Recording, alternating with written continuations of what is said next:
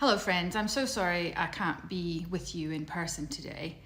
The unfortunate reality of politics is that standing up can sometimes make you a target for some, but I'm working to ensure solutions can be put in place for any future gatherings.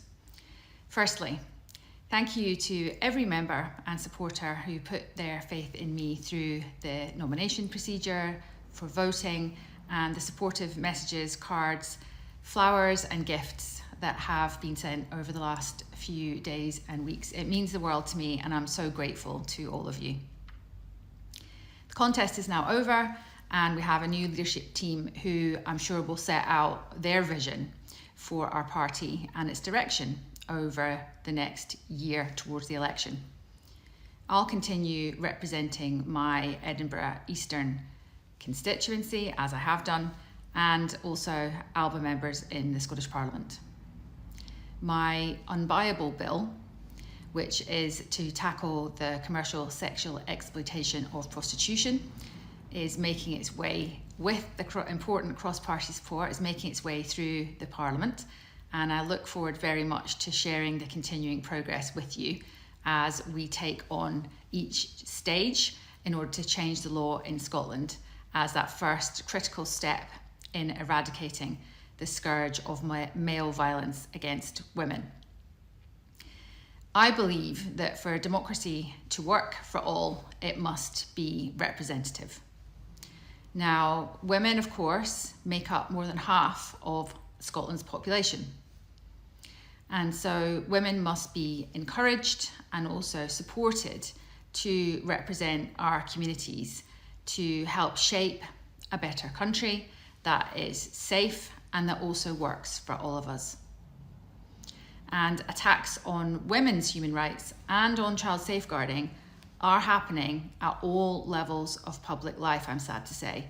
But I will work tirelessly in my time in Parliament to hold to account those who would see our rights and our protections diminished. I want to thank every member who participated in these elections, including nominees, candidates and voters.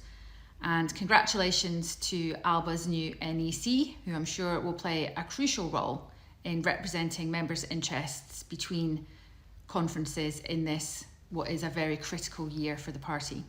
So to all Alba members, thank you for believing in our movement and for believing in Scotland.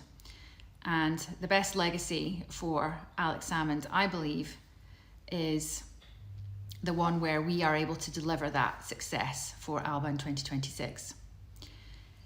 To drive forward independence for a better Scotland.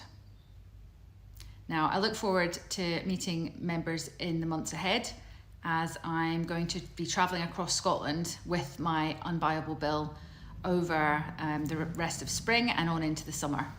Time is really short, but opportunity abounds for those with the political will. So let's get organised and change Scotland for the better. The people of Scotland repeatedly gave a mandate for independence, but careerists, risk-averse politicians, and those who talk of strategy while not delivering a strategy have unfortunately failed us. Now, I didn't get elected on an independence ticket in order to get into the Parliament and then manage the decline of that Parliament, but to end it. We must not be content with watching Westminster dismantle our economy, our services, and our national dignity piece by piece.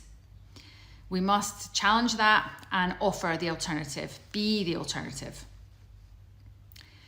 Let me be clear, Scotland is not or ever has been too poor, too wee, or too stupid.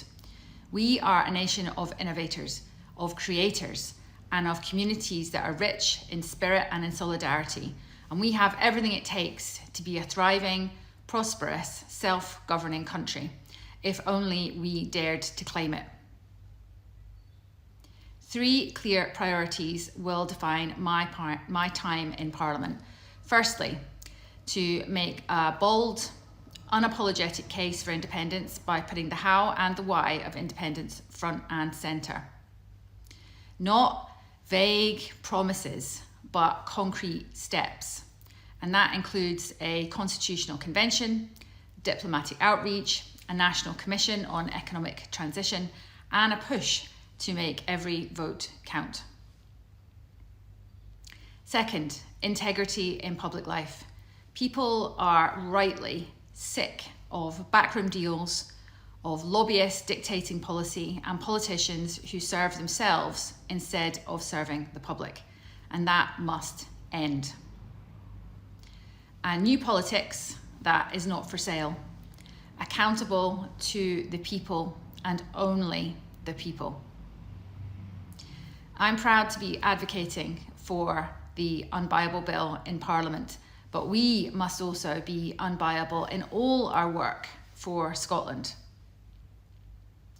Third, I'll continue unflinchingly to advocate for protecting women's rights, for safeguarding children, and for common sense politics. And that means putting truth ahead of ideology, protecting single-sex spaces, and advocating for parental rights and challenging every policy that puts vulnerable groups at risk. But above all, this is a moment now for action, for that new chapter. Our country needs independence now more than ever. And Scotland deserves a political party that puts people before party and country before career.